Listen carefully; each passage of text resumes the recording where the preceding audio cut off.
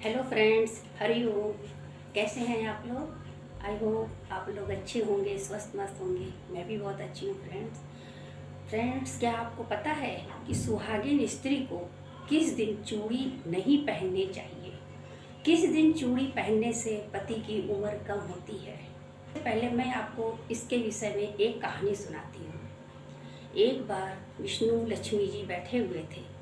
लक्ष्मी जी के मन में एक प्रश्न आया। उन्होंने विष्णु जी से पूछा, नाथ, कल मैं घूमने गई थी, वहाँ पर कुछ औरतें बात कर रही थी कि चूड़ी ऐसी हो गई, चूड़ी वैसी हो गई। समझ में नहीं आया, चूड़ी ऐसी हो गई, वैसी हो गई, किस दिन पहननी चाहिए, किस दिन नहीं पहननी चाहिए। तो उन्होंने कहा, ठीक है, हम तुम्हें समझाते हैं, लेकिन तुम्हें हम ऐसे नहीं समझा पाएंगे। हम तुम्हें ऐसे नहीं समझा पाएंगे। हम तुम्हें एक कहानी सुनाते हैं, और कहानी सुनते समय तुम सोना नहीं, ध्यान से सुनना। और वैसे भी जो लोग ये वीडियो देखें तो कहानी पूरी सुने तक बंद करें। तो उन्होंने बोला कि एक नगर में एक सेठ जी रहते थे। उनके 4 बेटे थे। पूरा घर बहुत खुशहाल था, क्योंकि घर का मुखिया बहुत समझदार था। 4 बेटे थे, 4 बहुएं थी, उनके बेटी नहीं थी। पूरा घर खुशहाल था। सभी नगर के लोग उनसे खुश रहते थे, घर वाले भी खुश रहते थे। लेकिन उनको ये दुख था कि उनके बेटी नहीं है। बेटी के चक्कर में वो दिनों दिन भूलते जा रहे थे, हर समय उदास रहते थे और सोचते थे, मेरी भी एक बेटी होती, मेरी भी एक बेटी होती, मेरी भी एक बेटी होती, मैं भी उसका कन्यादान करता, मैं भी उससे बातचीत करता जैसे सब लोग करते हैं। और उसको अच्छा नहीं लगता था, लेकिन अपने मन की बात वो किसी को नहीं बताता था। और जो उनका बड़ा बेटा था वो घर वालों की बात बिल्कुल नहीं मानता था, इसलिए सेठ जी उससे नाराज रहते थे। और सेठ जी ने जो हिस्सा बंटवारा था उन्होंने तीनों बेटों में कर दिया, लेकिन बड़े बेटे को कुछ नहीं दिया, क्योंकि वो नालायक था। और घर की गाड़ी ऐसे ही चलती रही। लेकिन सेठ जी सोचते रहे और उन्होंने फिर मंदिर जाना चालू कर दिया। जब वो मंदिर जाते थे, सोचते थे, फिर उनकी आंखों में आंसू भी आ जाता था। तो उनसे एक दिन पुजारी ने कहा कि सेठ जी, मैं आपको रोज देखता हूँ, लेकिन आप कभी खुश नहीं होते हैं, हर समय सोचते रहते हैं, निराश रहते हैं, ऐसा क्या हुआ? सेठ जी ने कहा कि मैं क्या बताऊँ, मेरे 4 बेटे हैं और मेरे एक भी बेटी नहीं है। मुझे बेटी का बहुत शौक है, बेटी होती मैं कन्यादान करता, उससे बातें करता। तो पुजारी ने कहा कि जब आपके कोई चीज़ नहीं है तो आप कुछ भी बना लो, किसी को भी अपनी बेटी बना लो। इसकी जगह हम किसी को रख लेते हैं और बेटी बना लेते हैं। तो उन्होंने कहा, मैं किसको रखूं? तो उन्होंने बोला, आप मंदिर आते हैं, आप राधा कृष्ण की पूजा करते हैं, आप राधा जी को अपनी बेटी बना लो। सेठ जी को उनका प्रस्ताव बहुत अच्छा लगा और फिर वो घर गए। उन्होंने खूब कमरा साफ किया, बड़ी सी राधा जी की फोटो लाई, खूब अच्छे से उन्होंने लगा लिया। अब वो दिन रात राधा जी की सेवा करते, कमरे में अकेले बैठते, उनसे बात करते जैसे लोग अपने बच्चों से बात करते हैं। जब वो सवेरे जाते तो राधा जी को भोग लगा के जाते, जब शाम को आते तब उनको खाना अपने हाथों से खिलाते। उनको राधा जी से इतना प्यार हो गया, इतना प्यार हो गया कि सोते जागते उठते बैठते केवल राधा जी के बारे में ही सोचते थे। एक दिन उनके घर में एक मनिहारिन आई जो हरदम बहुओं को चूड़ी पहनाती थी। उस दिन भी आई।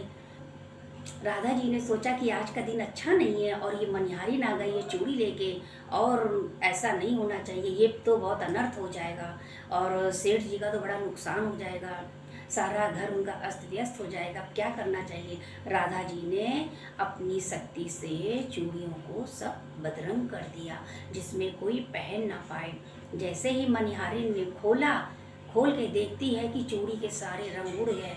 मनिहारिन को भी बहुत खराब लगा कि घर से निकली थी, चूड़ी सेठ जी के घर आई, सारी चूड़ियां बदरंग हो गई। अब क्या करना चाहिए?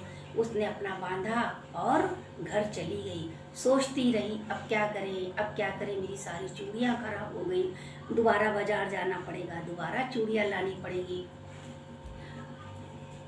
और वो यही सोचती रही।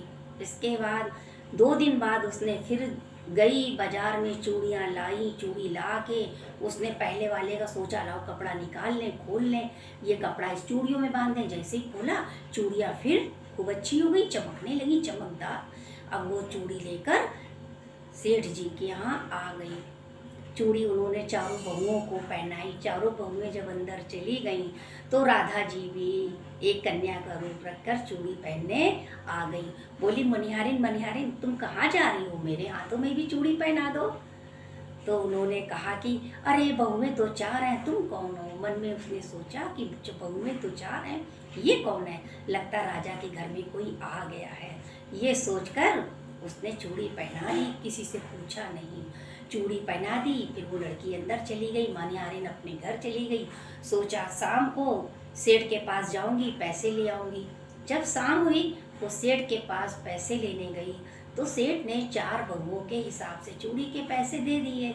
तो मनिहारिन ने कहा, अरे नहीं, मैंने 4 को नहीं, मैंने 5 को चूड़ी पहनाई है। अच्छा, सेठ जी सोच में पड़ गए, मेरे घर में तो 4 बहू हैं, ये 5वां कौन आ गया। उन्होंने कहा, ठीक है तुम 4 के पैसे ले लो, 5वें का पैसा मैं घर जाऊंगा, देखूंगा कि कौन आया है मेरे घर में। किसों को बुलाया और पूछा कि तुम लोगों ने कितनी चूड़ियाँ पहनी, कितने लोगों ने पहनी। तो उन्होंने यही कहा कि पिताजी मैं 4 लोगों ने चूड़ियाँ पहनी। तो वो बोले कि मनिहारिन तो 5 लोगों का पैसा मांग रही है। तो उन्होंने कहा पता नहीं क्यों ऐसा कर रही है। ये सोच के खाना पीना खा के सेठ जी राधा जी को खाना खिला के सो गए। तो रात में सपना दिया, बेटी तो बना लिया लेकिन अपनाया नहीं। अगर मैंने चूड़ी पहन ली थी तो क्या आप पैसे नहीं दे सकते थे। आज में बेटी मुझे माना नहीं, अगर आप बेटी मानते तो आप मनिहारिन को चूड़ी के पैसे दे देते। सेठ जी ने सुना और रोने लगे, सपने में ही रो रहे थे और जब वो उठे तब भी वो रो रहे थे। उन्होंने राधा जी से माफ़ी मांगी, मैं नहीं समझ पाया आपकी क्या माया है, आप मैं बिल्कुल नहीं समझ पाया, मैं तो संसार में हूँ, आप तो भगवान हो। ये बोलते हुए उठ के बैठ गए और रोने। और उसी समय सेठ जी मनिहारिन के घर की तरफ चल पड़े और रोते जा रहे थे और कहते जा रहे थे, मैंने अपनी बेटी को पहचाना नहीं, मेरे से गलती कैसे हो गई। और वो जब वो मनिहारिन के दरवाजे गए, उन्होंने खटखटाया, मनिहारिन देखकर चौंक गई। बोली, सेठ जी आप इस समय कैसे आए। उन्होंने कहा कि मैंने आपको पैसे नहीं दिए, मैं पहचान नहीं पाया। पता है जिन आँखों ने राधा जी को देखा था वो मेरी पुत्री थी, तुमने देखा राधा जी को, वो मेरी बेटी थी। तुम कितनी भाग्यशाली हो कि तुमने मेरी बेटी के दर्शन किए। मैं चूड़ी के पैसे देने आया हूँ, तुम चूड़ी के पैसे ले लो। उसने कहा कि मेरी किस्मत खुल गई, मैंने राधा जी को खुद चूड़ी पहनाई। और सेठ जी रोते हुए पैसे वहीं रख कर चले गए। सेठ जी को भक्ति की इतनी लगन लगी, उन्होंने उसी समय राजपाट छोड़ दिया और मंदिर में जाकर दोनों पति पत्नी रहने लगे और राधा जी की सेवा करने लगे। उधर राधा जी ने सोचा कि इनका बड़ा बेटा तो बहुत नालायक है। उसको स्वप्न दिया, तुम्हारी माँ की तबीयत खराब रहती है, तुम अपनी माँ के रोज चरण दबाया करो, पैर दबाया करो, इससे तुमको धन वैभव की प्राप्ति होगी। लड़के ने सुना और सोचा, अरे माता रानी ने दर्शन दिया है, खुद राधा जी ने दर्शन दिया है। वो रोज अपनी माँ के चरण दबाने लगा। धीरे धीरे उसके पास खूब इतना धन हो गया कि वो तो सेठ से भी बड़ा राजा बन गया। तो मैं तुमको उत्तर देता हूँ कि स्त्री के पैर दबाने से, माना माता के पैर दबाने से आदमी धनवान हो जाता है। तो हर किसी को अपने माता के पैर दबाने चाहिए। जब भी टाइम मिले, जब मौका मिले, थोड़ा पैर जरूर दबाना चाहिए। और किस दिन चूड़ी नहीं पहननी चाहिए और किस दिन पहननी चाहिए, तो हमको मंगलवार को चूड़ी नहीं पहननी चाहिए। मंगलवार को चूड़ी पहनने से पति की उम्र कम होती है। हम एक हाथ में एक चूड़ी ज़्यादा जरूर होनी चाहिए, मतलब बराबर चूड़ियाँ नहीं पहननी चाहिए। जब भी चूड़ी पहने सोच समझ कर पहने। अपनी शादी का जोड़ा कभी भी अपनी बहन, अपनी नंद, अपनी फ्रेंड्स को नहीं देना चाहिए। जैसे हम और सामान संभालते हैं वैसे ही शादी का जोड़ा संभाल कर रखना चाहिए। समय समय पर इसको धूप दिखानी चाहिए और कभी कभी इसको पहन लेना चाहिए। और अगर हमने ये किसी को दे दिया तो घर में किसी को भी हानि पहुंच सकती है। क्योंकि ये हमारे बड़े बुजुर्ग हमारे लिए आशीर्वाद के रूप में लाए थे। हम अपना आशीर्वाद दूसरों को कैसे दे सकते हैं? तो छोटी छोटी चीज़ों में राज छुपा है, अगर हम समझ जाएं तो कभी भी लड़ाई झगड़ा ना हो। हर्ष होता है जो सिंदूरदानी होती है, उस कभी भी सिंदूरदानी को ज़मीन में नहीं रखनी चाहिए। सिंदूर जब मत्थे पे लगाएं तो हाथ में हर समय पकड़ के रखें, कभी इधर कभी उधर ना रखें। हाँ, कभी सुहागल खिलाते समय या किसी काम करते समय आपने जो ज़मीन में सिंदूर रखा है, आप उसको अपने मत्थे पे लगा सकती हैं। मासिक धर्म के दौरान कभी भी नमक को नहीं छूना चाहिए। नमक वो छुएं जो आपने थोड़ा सा अलग रखा हो, जो हम इस्तेमाल डेली में करते हैं, क्योंकि नमक खराब हो जाता है, अछूत हो जाता है। मासिक खत्म होने के बाद हम अपनी चूड़ियाँ बदल लें, क्योंकि चूड़ियाँ भी अछूत हो जाती हैं। फिर हम पूजा पाठ में बैठते हैं तो वो चूड़ियाँ पूजा पाठ के काबिल नहीं होती हैं।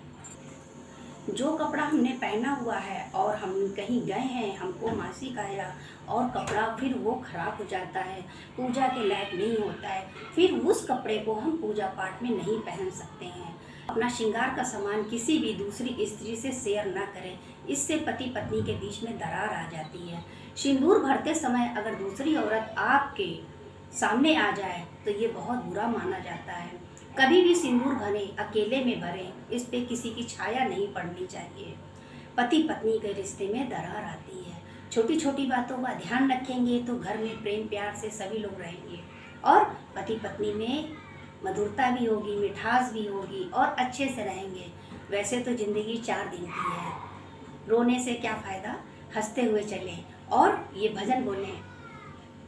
आके मेरी सखियों मुझको, आके मेरी सखियों मुझको मेहंदी लगा दो, मुझे श्याम सुंदर की दुल्हन बना दो, मुझे श्याम सुंदर की दुल्हन बना दो।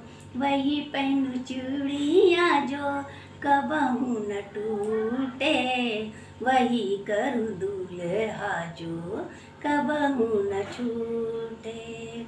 आतम सुहाग की बिंदिया लगा दो, आतम सुहाग की बिंदिया लगा दो, मुझे श्याम सुंदर की दुल्हन बना दो। सतगुरु को बुला के मेरे फेरे करा दो, मुझे श्याम सुंदर की दुल्हन बना दो। हरिओम फ्रेंड्स, मैं नेक्स्ट ब्लॉग वीडियो में आपसे मिलती हूँ। तब तक के लिए अनीता सन सभी फ्रेंड्स हरिओम करती हैं और जब मेरी तबीयत सही होगी तभी मैं शॉर्ट वीडियो बनाऊँगी। तब तक के लिए सभी से सॉरी।